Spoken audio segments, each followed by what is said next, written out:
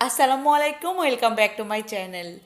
আজ কাঁচা পাকা টমেটো আর পেঁয়াজের কলি দিয়ে এমন একটা ভর্তা রেসিপি আপনাদেরকে শেয়ার করে দেখাবো, যেটা দিয়ে ভাত খেলে হাঁড়ির ভাত শেষ হয়ে যাবে, এমন একটা ভর্তা হবে।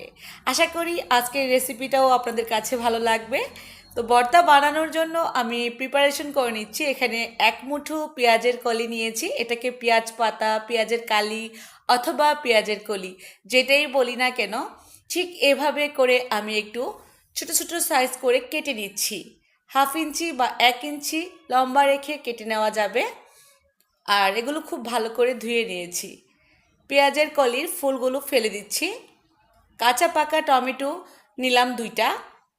চাইলে শুধু কাঁচা টমেটোও নিতে পারেন আপনারা। টমেটো যেভাবে কেটে নিতে হবে আমি কেটে নিচ্ছি।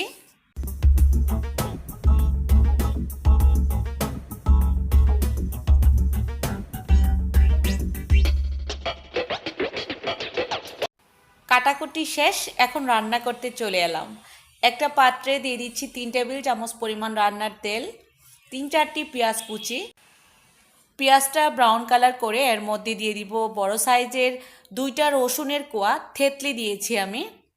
রসুনের কোয়া যত দেওয়া যাবে ভর্তার টেস্ট ততই বেড়ে যাবে। একটা বড় সাইজের পোয়া শুটকি নিলাম, এটাকে বেশ ভালো করে ধুয়ে আমি পেঁয়াজ আর রসুনের সঙ্গে একটু ভেজে নিচ্ছি। গুঁড়া মশলার মধ্যে হলুদ গুঁড়া, মরিচ গুঁড়া আর সামান্য পরিমাণ ধনিয়া গুঁড়া দিলাম। হলুদের গুঁড়াটাও কম করে দিতে হবে, মরিচের গুঁড়া আপনার ইচ্ছে মতো দিয়ে নেবেন, যে যেমনটা ঝাল খেতে চান। লবণ স্বাদ মতো দিয়ে দিলাম। আমি অনেকগুলো কাঁচামরিচও দিব এখানে। কাঁচামরিচটা ভর্তার টেস্ট বাড়িয়ে দেয়, সেজন্য আমি 4-5টা কাঁচামরিচ ঠিক এভাবে করে একটু টুকরো টুকরো কেটে দিলাম। এই পর্যায়ে দিয়ে দিব কাঁচা পাকা টমেটো। চাইলে এখানে কাঁচা টমেটো দিতে পারবেন। আমি আবারও বললাম, কাঁচা টমেটো দিয়ে এই ভর্তালারা খুব বেশি মজার হয়। আমি এর আগে করে দেখিয়েছি আপনাদেরকে। এখন পেঁয়াজের কলিগুলো দিয়ে দিলাম। এগুলো যেহেতু পানিজাত সবজি, এ থেকে পানি উঠে আসবে, কোনো পানি দেওয়ার দরকার নেই। ঢাকনা দিয়ে ঢেকে মিডিয়াম আঁচে রান্না করব 3 থেকে 4 মিনিট। এরই মধ্যে এগুলো একটু নরম হয়ে যাবে। তো আমি এখন ঢাকনাটা দিয়ে ঢেকে দিচ্ছি। এখন আপনারা যদি মনে করেন যে আপনাদের এই সবজি থেকে পানি উঠে না আসে, তাহলে সামান্য পরিমাণ পানি দিয়ে রাখতে পারেন।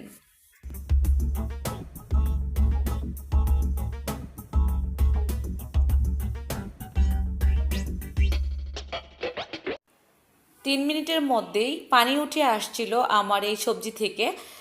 তো সবজিটাকে বেশ ভালো করে নেড়ে চেড়ে একটু ভেঙে দিলাম। টমেটোটা গলে গিয়েছে, তারপরও আমি এই পর্যায়ে সামান্য পরিমাণ পানি দিয়ে দিচ্ছি, 1/2 কাপের মতো।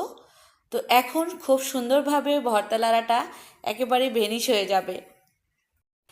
এই ভর্তাটা করতে সময় লাগবে 6 থেকে 7 মিনিট। এর মধ্যে এত মজার অসাধারণ একটা ভর্তা হতে পারে আমি বলে বোঝাতে পারবো না। অলমোস্ট হয়ে গিয়েছে আমার ভর্তা ভুনা পেঁয়াজের কলি আর কাঁচা পাকা টমেটো দিয়ে। তো আমি নামিয়ে সার্ভ করে দেখাচ্ছি। এই যে আমি একটা সার্ভিং ডিশে সার্ভ করে নিলাম। আশা করব আজকের রেসিপিটাও আপনাদের কাছে ভালো লেগেছে। ভালো লাগলে তো অবশ্যই চ্যানেলটাকে সাবস্ক্রাইব করে রাখবেন এমন মজার মজার রেসিপিগুলো পেতে। সাবস্ক্রাইব করার পর পাশে থাকা বেল আইকনটাতেও ক্লিক করে দিবেন, তাহলেই নোটিফিকেশন আকারে আমার প্রত্যেকটা রেসিপি চলে যাবে আপনাদের মোবাইলে। সবাই তাহলে ভালো থাকুন। আজকের মতো বিদায়। আবারও দেখা হয়ে যাবে আগামীকাল নতুন কোনো রেসিপি নিয়ে। আল্লাহ হাফেজ।